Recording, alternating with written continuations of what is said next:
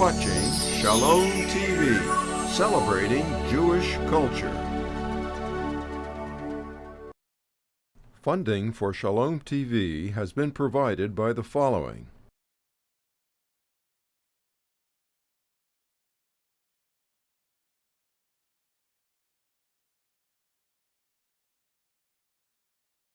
And by viewers like you. Jewish Education in Media is pleased to present L'Chaim, a program that highlights the people, issues, and events of importance to the Jewish community. Now here is your host, Rabbi Mark Golub. Another political firestorm has erupted in Israel. It always seems like there's something going on in Israel. This time the firestorm is over a proposed bill which Prime Minister Netanyahu wants to present to the Israeli Knesset, which would amend Israel's Citizenship Act to require individuals wishing to become naturalized Israeli citizens, as opposed to those seeking Israeli citizenship as a Jew under the law of return. But this bill would require anyone seeking to become a naturalized Israeli citizen to pledge an oath of allegiance to a Jewish and democratic state and to honor the laws of the state. The Prime Minister's bill has already been approved by the Israeli cabinet, and now it will go to the Knesset's Legislative Committee, and it will pass there. If it passes there, it will come before the full Knesset for their consideration.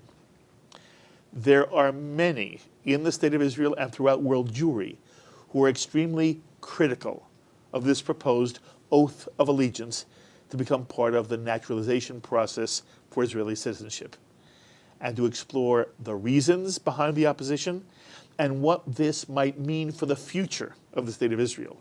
I am most pleased to be joined by Ken Bob, president of the Labor Zionist Organization, Ameinu, which means our people or our nation. Ken has been president of Ameinu since 2004. He's also the immediate past chair of the Habonim Dror Foundation, the alumni organization of the Labor Zionist Youth Movement. He's also on the Jewish Agency Board of Governors, and he serves on a variety of nonprofit boards, including the Long Island Children's Museum and Matzat, the parent organization of JewishSchool.com. Ken is a member of the Forward Association and is an active member of the Huntington Jewish Center. And Ken, thank you so much for joining us. It's great to be here today. Thank you. So you oppose this oath of allegiance that Netanyahu would like to see become part of the naturalization citizenship process in Israel. Explain to us why. Mark, there's a few reasons. First of all, I think that it's unnecessary. I think at a time when Israel is focused on a number of different threats, including claims by its enemies that it's not legitimate, that it's not a democratic state, that to come up with a loyalty oath that can be certainly perceived as being anti-democratic or even racist, I think is very problematic. You say that it would in some way threaten the perception that Israel is a democratic state? Right. I think that Israel's identity among the world is this sort of liberal democratic bastion in a Middle East surrounded by states that are not democratic, that are ruled by dictators that are religious theocracies. And here you have Israel as the liberal democratic bastion. And that's why I think the U.S. and other countries really respect Israel and support it. And here now you have a loyalty oath that'll be asking non-Jews, non-Jewish potential citizens to pledge their allegiance to a Jewish state. I don't understand. America has a Pledge of Allegiance. Right, but it's not to a specific religion. This is not to a religion. I understand that. No one is being asked to pledge an allegiance to Judaism. They're being asked to pledge allegiance to a Jewish state. And I want to come back for one moment because maybe I'm wrong and you'll help me understand. I know democratic state after democratic state, certainly the United States of America, has an oath of allegiance it asks anyone who's becoming a naturalized American citizen to recite. And it goes like this. We're going to put it up on the screen for people to see. Somebody who wants to become an American citizen must say, I hereby declare an oath that I absolutely and entirely renounce and abjure all allegiance and fidelity to any foreign prince, potentate, state, or sovereignty of whom or which I have heretofore been a subject or citizen, and that I will support and defend the Constitution and the laws of the United States of America against all enemies, foreign and domestic. This is the oath of allegiance that must be taken by anyone who wants to become an American citizen.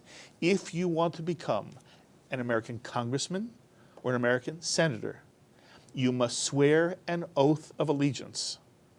If you're a school student in America, every day you're asked to recite the Pledge of Allegiance.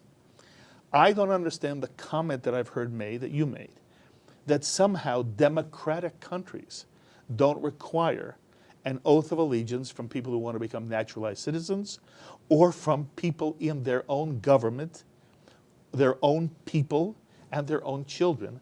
And in that context, I don't understand why anyone would argue against, for that reason, Israel would in some way be offending other democratic states. I have absolutely no objection to oath of loyalty. Absolutely none.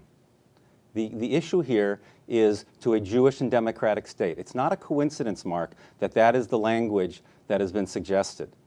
Netanyahu has been under enormous pressure since the last election when Avigdor Lieberman ran his famous campaign, No Loyalty, No Citizenship, which was addressed specifically at the Arab minority in Israel.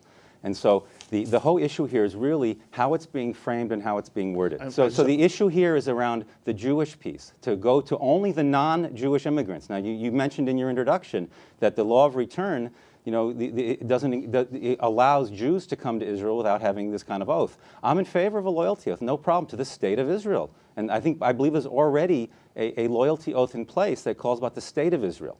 Are you saying the only thing that really bothers you, or that this element bothers you, because somebody applying for the law of return doesn't have to pledge? No, I'm saying in general, I don't think people should have to pledge in Israel to a Jewish state. Okay. I think you can live in Israel as a good citizen and serve the army and not pledge your allegiance to a Jewish state, but to the state of Israel. Okay, by the way, you do have to pledge in America to a democratic state. Absolutely. You I'm in do have favor to, of that. Excuse me. You also have to pledge to a specific constitution. Mm-hmm. Okay? In Israel, the nature of the state is Jewish, as in America, the nature of the state is to a democracy and a specific constitution. The fact that it doesn't mention any religion is appropriate in both instances, but both instances are asking for a pledge to a concept, the concept of a state. In America, democratic, represented by a constitution. In Israel, there is a nature of the state. The nature of the state is it is a Jewish state. Well, I think it's interesting, Mark, if you look at where this is being discussed in Israel today. So people would like to make this in some sort of left-right political issue or something. You notice that some of the big opponents of this proposal in the government were actually members of Mr. Netanyahu's Likud party, Don Meridor, Benny Begin, the son of former prime minister, Michael Eitan, the speaker of the Knesset, Ruby Rivlin. And why is that? Because they're old-school liberals. They're part of that Jabotinsky revisionist liberal Zionist strain, which says that we want to be democratic, we want to respect our Arab citizens, our non-Jewish citizens. Herzl's vision of Zionism. He wrote about possibly having an Arab prime minister one day, God forbid. So I think there's a sense of attitude here that I think is the problem. I understand what you're saying about Jewish or Jewish people, but I think you're splitting hairs because I think the attitude behind this is actually an anti-democratic motivation. I don't think you're right. I think you're absolutely wrong. It has to do with the extent to which Jews are comfortable saying Israel should be, was meant to be a state for Jews, in which anyone who is not a Jew, anyone who wants to be a loyal citizen of the state is welcome. Anybody. And their civil rights, their social rights, and their citizenship rights, if they become an Israeli citizen, are protected too. But that the state was created for a purpose. The purpose was for it to be a Jewish state. And when the Balfour Declaration talks about a Jewish homeland, when the partition plan talks about the creation of a Jewish state, the United Nations, the world, said that Israel should be a Jewish state. They didn't mean it in religious terms. Right. And they meant it as Ameinu means it, as a people. And I don't want the state of Israel to, in some way, define itself by people who don't understand what Ameinu is all about. And I don't want that from you. When you and I talk, we understand what Jewish means. It has nothing to do with religion, just as it had nothing to do in the partition plan. And Israel was established as a Jewish state. And then it said to anybody, you want to be part of this Jewish state? Come and be a part. But don't ask it not to be a Jewish state. So I think the problem here is you and others are conflating the issue of Israel as a Jewish state with this loyalty oath being suggested now in the current political constellation. I 100% agree with you. You know, in my different positions that I hold, I'm also a member of the World Zionist Organization executive. So as you correctly pointed out, I am a Zionist. Yes, I'm proud to declare I'm a I Zionist. know. As I told you previously, my daughter's making Aliyah to Israel in December. So I'm a proud Zionist, and I'm going to have a child living in Israel. But still, when you think about the political context, why is it that some great labor Zionists, some great Zionists, you know, Ehud Barak, the defense minister, Yitzhak Herzog, the social welfare minister, who's the son of the former president, and already the Likud ministers that I mentioned, somehow voted against this. So this is not a Zionist, non-Zionist issue. So for you to suggest that the Zionists somehow don't understand who they are and that we're talking about a Jewish people, no, this is talking about context and the political constellation, and that this is maybe the forerunner of another attack later on current Arab citizens, and this is what we're worried about. Okay, are you saying that you have nothing against this intrinsically? That you're only worried about the timing of it? No, I'm talking about the political context and why even they're bringing it up now. Isn't the political context timing? Okay, you know, I think there's a timing issue here, but I think that it's unnecessary. That's the point I'm trying to make, that when Israel's fighting a battle against delegitimization and trying to find peace with the Palestinians. So yes, there's certainly a timing issue. I think it's very curious that they're bringing it up now. Maybe you can explain to me why you think they brought it up now if it isn't a matter of timing and political motivation. By the way, there is obviously motivation. It seems to me it is, though, on the face of it, in terms of every rational argument you can pull, that it is just. It is not anti-democratic. It is not against anything America or other Western nations do. It's not against anything that was established in 1947. All it does is state out loud what everybody knows to be true, that Israel is meant to be a state for the Jews. Out of curiosity, Ken, does Hatikva upset you?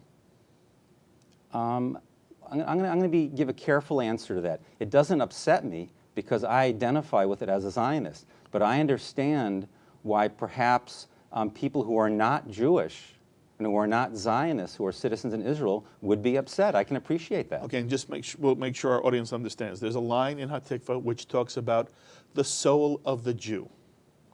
And if you're not a Jew and you're a citizen of Israel, you are singing a national anthem which doesn't apply to you. That's right. You would tell me, therefore, you think Hatikva was a mistake. We should never have created Hatikva, or if we did, we should have left that line out. Well, now I'm going back to your issue of timing and motivation. You know, at a time when the Zionist movement was being established and developing its symbols and developing its identity, it was absolutely, completely appropriate. Is it appropriate today? It's the anthem today. Anthems are changed. We've modified anthem. Should the anthem? Look, I'll does tell you Ken something. Bob thinks Hatikva should be changed? If anthems can be changed, I would immediately change the Star Spangled Banner. It's unsingable, as we've seen before many baseball games. So I think it's a hypothetical That's question. a non sequitur. Are you saying to me you think that Hatikva in this climate should be changed? No, I don't think it needs to be but changed. But every time it's sung, it is doing exactly what you don't want to do. But it exists already. So change it. I'm not looking for arguments here. I'm talking about the symbolism of this new act, which is, I think, taken politically motivated. You know, I'll say one other thing, if I can, Mark. I think also what this represents is a real struggle in Israel today. between those left and right and center who are interested in maintaining Israel as a liberal democracy and those who are interested in a more aggressive nationalism coupled with a theocracy. And so maybe this is a battleground, if you will. And I think it's an important battleground for those, again, it's going to come to the Knesset soon. I don't think it's a foregone conclusion that this is going to pass the Knesset. It might not. No. I think there's likely to be a coalition modified. of leftists, centrists, and right-wing liberals who are saying, you know what, this is not my Israel today. I speak to an Israeli today. I asked him what his thoughts were. He was very upset by this. I said, really? I said, why? He said, because we shouldn't have to mention that Israel is a Jewish state.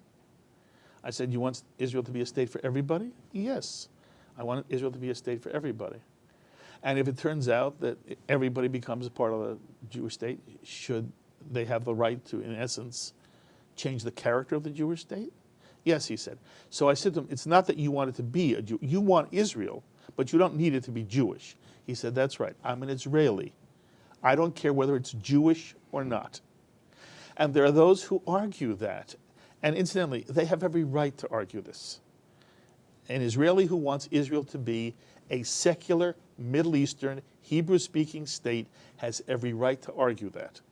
But the Jewish community has a right to say, Israel wasn't meant for that.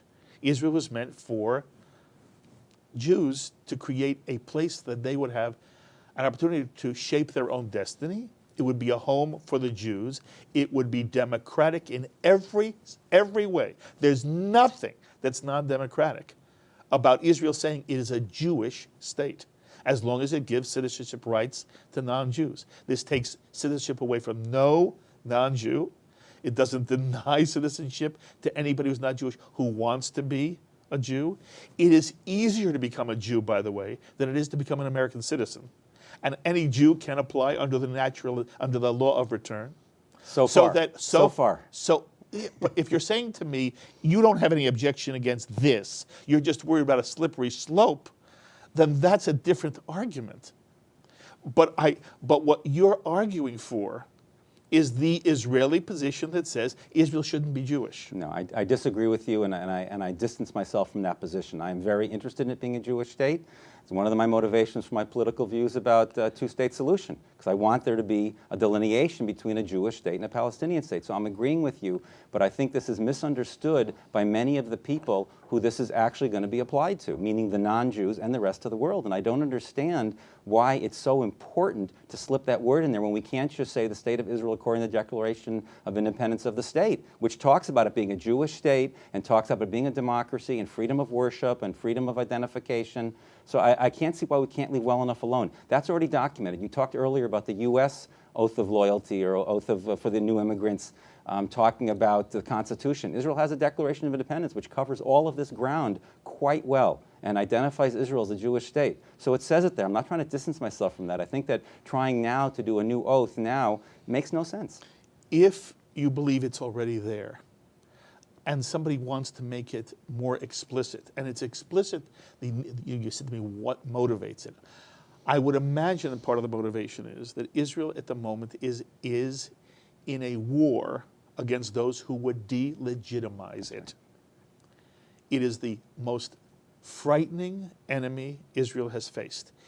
Israel can handle military conflict, but Israel is facing world delegitimization by people who don't think that Israel has a right to be, that there shouldn't be a state based on religion, which it's not, and that Jews should not have a specific state. And there are many Jews now who are buying into that attitude. I think there are many Jews who now say, from my perspective, tragically, the establishment of the State of Israel was a mistake.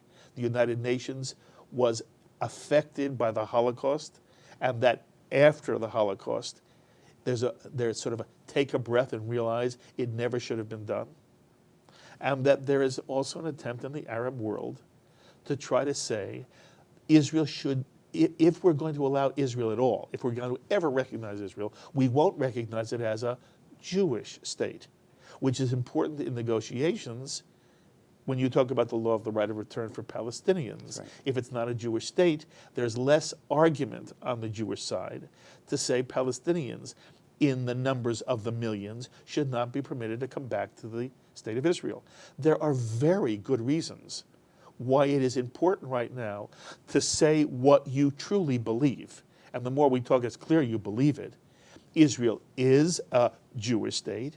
It should be a Jewish state that is open to anyone of any group, let alone any religion, who wants to become a legitimate, in some way, loyal citizen of Israel, as every nation on earth, beginning with the United States, demands that citizenship involves loyalty to the concept of the state. So I agree with you 100% again on this challenge to Israel. And as I started today, I think specifically because this is the major threat to Israel, it's lunacy, and I'll use that word lunacy, to give additional ammunition to the enemies. I believe this is ammunition. This is one of the critiques I've heard from other people as well, that this is actually going out and telling our enemies, here, come kick us on this one now. You know, Michael Oren's going to have to appear now on CNN and explain this rather than talk about Iran. It just doesn't make any sense to me, because what you and I understand of the nuance of Jewish state, Jewish people, Zionism, as opposed to a religious state, is lost. The picture of Israel is people in black hats walking around, and then the news reporter says Israel wants it to be a Jewish state, and that goes through the minds of non-Jews saying, gee, I don't even think I could go there then. Why give them this ammunition? It's beyond me. I agree with everything you've said, and actually I just want to say that Ameinu, my organization, is very focused on this issue of delegitimization, and we are concerned about Jews, particularly young Jews who are distancing themselves from Israel. I think we speak a language that appeals to them. So we spend a lot of energy on that issue. So I appreciate what you're saying. I agree with you. And in this case, I think actually Israel has shot itself in the foot. I think you are misreading the way in which the Arab world understands exactly what Israel means when it says a Jewish state. And do I think there are some Americans who don't? Yes. But you want to force Israel to define itself not by its own internal values, and not in the context of the fight it has in the Middle East, but because there will be non-Jews or even young American Jews who don't understand the nuance. I believe in Israel as a Jewish state. You know, it's kind of interesting. One of the leading Palestinian spokespeople said yesterday, we will recognize Israel as a Jewish state as soon as they recognize the 67 borders. So he even came out and said it yesterday. He says, and you know what? You know, let's move on to that. Let's move on to the final status agreement. So again, the Palestinians yesterday, a leading spokesperson said he would recognize Israel as a Jewish state when we get to final status. So we're already hearing this kind of discussion going on in very real terms. The U.S. State Department yesterday said, of course we realize it as a Jewish state. That's not the problem right now. We're talking about a loyalty oath that is derailing that whole conversation. I think that Netanyahu made a misstep here because of internal politics. You know, some famous Israeli statesman once said there is no foreign policy, there's only domestic policy in Israel. I think that's what happened here. I think Netanyahu sort of misread the situation, figured, well, maybe I can do this loyalty oath for Avigdor Lieberman, my foreign minister who was at my throat, and get something from him on the peace talks. I think this is domestic politics, and Israel shot itself in the foot. You're not arguing against this conceptually. You're only arguing against this strategically. It's not that you think Israel shouldn't be a Jewish state. Exactly. You know there are many who are opposed to this because they don't think Israel should be a Jewish state. Are you aware there are many who are opposed to this because they don't want Israel to be a Jewish state? I'm sure there are people like that. Including Jews. And what you're doing is feeding them. Well, I don't agree at all. The concern you have through Ameinu about this process to try to delegitimize Israel is fed by those who don't want to say out loud, yes, Israel is a Jewish state. It's not a generic democratic state. It is a specific Jewish state, created for a specific purpose, to serve the Jewish people. And then it welcomes everyone. But no Israeli, no Jew should apologize for that. Right, and there's no need for apology. And again, I've said it 3 times. I think you are conflating this issue of Israel as a Jewish state with a specific government proposal that was brought up under certain motivation, certain context, and certain time. So no, I agree with you. I'm not opposing the notion of Israel as a Jewish state, but I think opposing this loyalty oath actually attracts young Jews to our position. We are giving an answer to young Jews and those Jews who are troubled with positions in Israel so that they can identify with an organization that is pro-Israel, pro-Zionist, but troubled by these tendencies in Israel to create some sort of new environment that is unwelcoming to non-Jews. And that insults a democratically oriented populace. If it were done at the same time that the State of Israel was created, and the same time Hatikva was created, which has this phrase, you don't want to change. Right. We wouldn't be having this discussion. Which is more offensive than this bill. It's more offensive for an Arab who and they've told me this, I've been doing this since the 70s. I've had Arabs on who've said to me all the time, Arab Israelis, yes, it's hard for me to sing Hatikva because it says the soul of the Jew. Right. But you chose to be an Israeli citizen. And you knew that the State of Israel was a Jewish state which welcomed you. I'd like to correct you. Many of those Arabs did not choose to be Israeli citizens, Mark. You know the history. Anybody could leave. Well, no, but it's their home. What do you mean, well? No, but it's their home. Come on. Anybody can leave, of course. Anybody could leave. If they didn't want to live there, nobody is forcing anyone to live in Israel. That's right, but it's their home, and it's where their family grew up, and they're very communal. No, they're a very communal society. So what do you want? You know this. So what should Israel do? I'm pointing out to you that sometimes circumstance dictates. Okay, and then this is their circumstance dictated that they're willing to swallow this bitter pill and know that Hatikva is their anthem. And I won't avoid your question. Yes, if at the time of the Declaration of Independence of Israel, this oath was put in place, we wouldn't be having this conversation. I come back again. And it wouldn't bother you. Because it's timing and context. I've said that again and again during this conversation. And all I want to do is clarify. Yes. That's the point. For you, it's not the intrinsic appropriateness or inappropriateness of Israel being defined as a Jewish state? No, it is a Jewish state. Even in an oath of allegiance. Fine. What does fine mean? Because I think you're trying to split hairs on the head of a pin. I am not. The government is proposing this now, not 60 years ago. Yes, and therefore your only argument is not whether it's right or not, but whether it's strategically prudent or not. Yes. In the same vein of when Hatikva was made the anthem of the Zionist movement and eventually the State of Israel, that if the Declaration of Independence at that time had said that this is the oath that people give, it would have been acceptable then. Now I think it's a mistake. Does this in some way then feed to this, what is now, as I said to you, this current ethic, which the State of Israel has to deal with, not only in the diaspora, but within Israel itself, that Israel shouldn't be a Jewish state? No, I think what it has to do is Israel has to understand the reality they live in. And again, who am I to say this sitting here, but if you look at a long line now of people who came out of the revisionist and more right-wing elements of Israeli society, Ariel Sharon and Ehud Olmert and Don Meridor, all members of the fighting family, the young princes of the revisionist movement who've all come to the reality, for them a sad reality, that Israel has to live within the world of nations and understand that what was the motivation of setting up Israel as part of European nationalism and following the Holocaust, that the world is different now, and Israel has to figure out how to cope and live within this world, which means functioning a little bit differently and cutting back a little bit of its aspirations and living as a Zionist Jewish state side by side with a Palestinian state. And people will recognize it as a Jewish state. Everyone will. Hopefully 45, 50 other nations in the neighborhood will. And that's what all these people who held other views in the last 20 years have come around to. And this is all part and parcel. It's not a coincidence that this came up now in the middle of peace talks, I think motivated by people who don't want the peace talks to succeed. You're talking about Netanyahu. And the pressure he's getting from the right wing. You're saying on Shalom TV, you don't think Netanyahu wants peace now? No, I'm saying that he's being pushed by Lieberman and Shas to put this up now, and I think it could potentially be damaging to peace. Well, he's not stupid. He if it's true that it's because of Avigdor Lieberman, he knows that. Mm-hmm.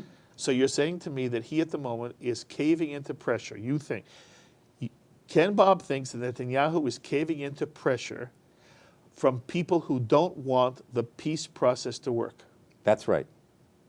Absolutely, I think that's true. I think he doesn't believe that it will necessarily kill the peace process. I think that he can work this to his advantage. He's a very smart man, sometimes too clever by half, and we'll see if he can work this one through.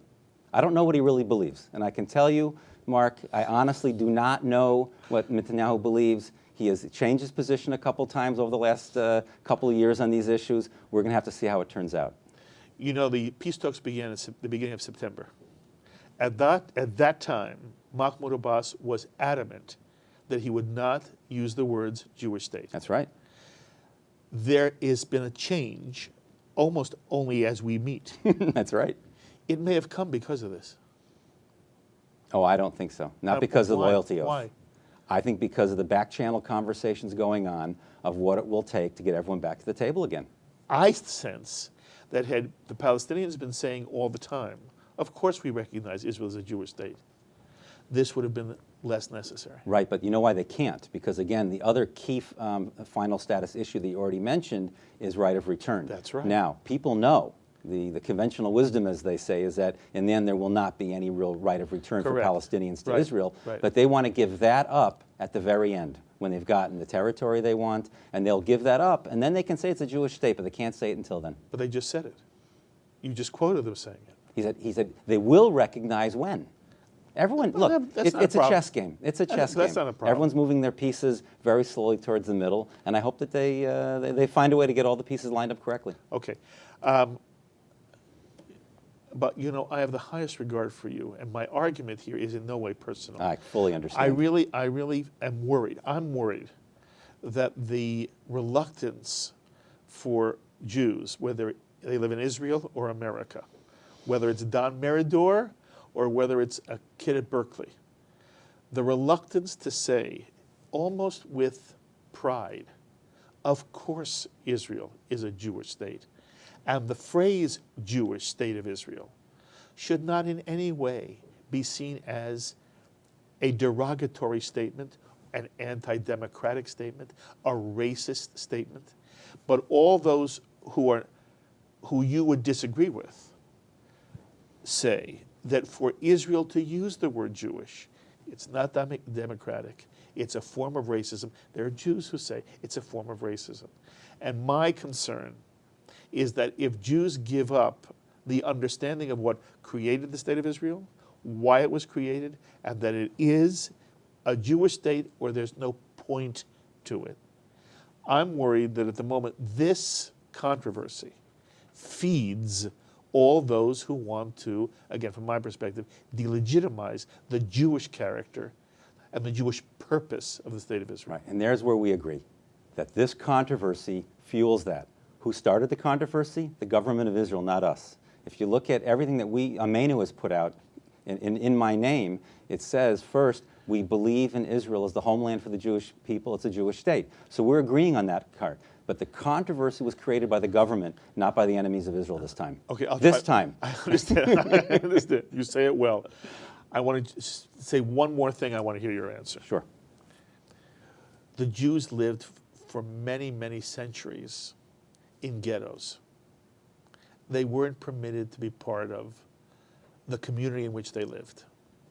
And at one point in history, fortunately, and then through some horrible circumstances, the world said, you know what, we've got to let the Jews have their own place. They must take their place among the family of nations. The Israeli flag should fly with all of the other nations of the world. And that was the spirit of 1947-48. And Israel is created. And I'm afraid now that although I understand what really bothers you is the timing of this and what you believe is the political subtext of it, the fact that Jews would not immediately say, of course we're the Jewish state, is in some way replicating on the international level the experience the Jew had inside nations, where once again there's a form of ghetto mentality, that the Jew must ask permission to be Jewish. And that worries me.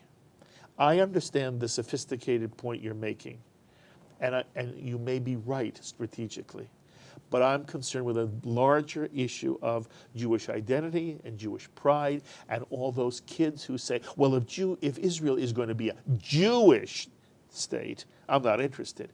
That seems to me to be a red flag to us, and that people with your ability to articulate the vision of what the Jewish people are and what the state of Israel, I want you to be out there trying to convince kids that that's not what the Jewish state of Israel is, even at this point in time. Anyway, that's a concern I have. I want you to address it.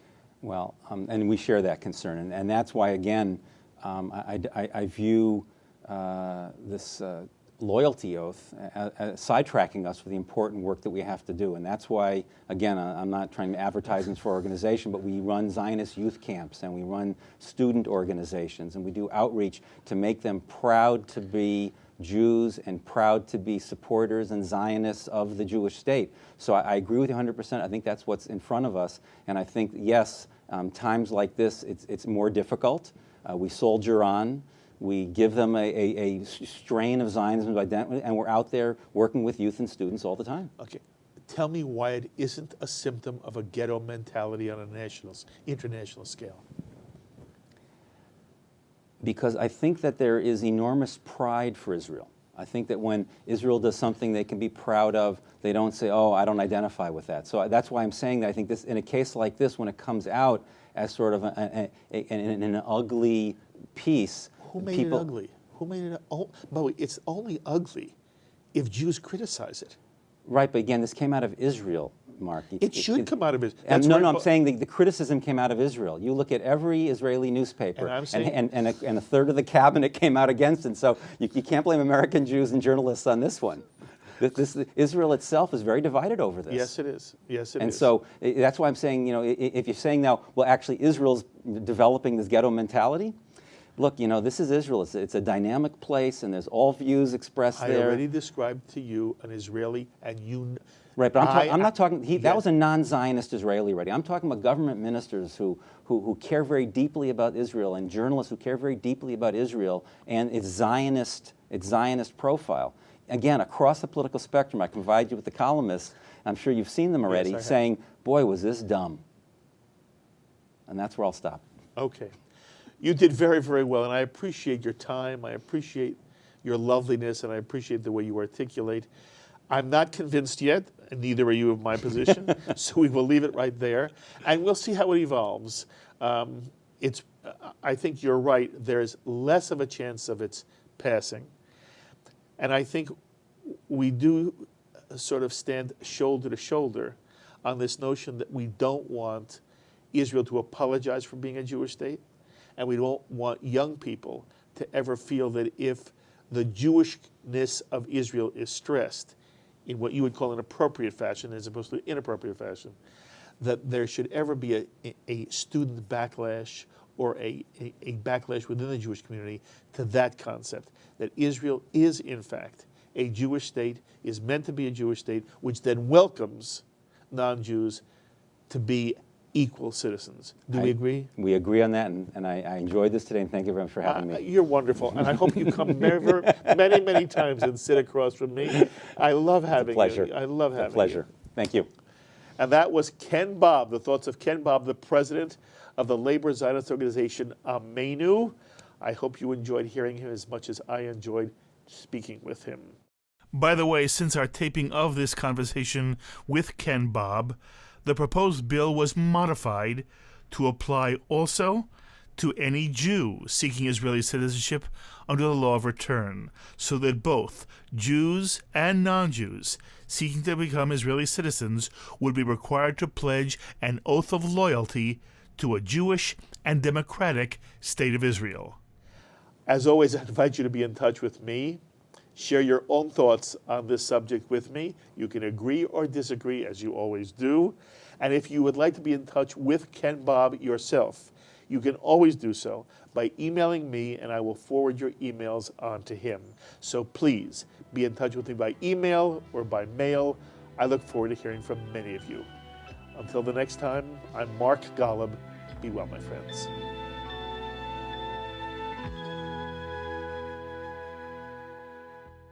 L'chaim is a presentation of Jewish education in media. We would be pleased to send a complimentary DVD of this program to anyone who can send a tax-deductible contribution of $36 or more to the nonprofit organization Jewish Education in Media to help support our programming. Tax-deductible checks may be made out to GEM and mailed to GEM, Post Office Box 180, Riverdale Station, Bronx, New York, 10471. Please indicate the program for which you would like a DVD, and we thank you for your kind support.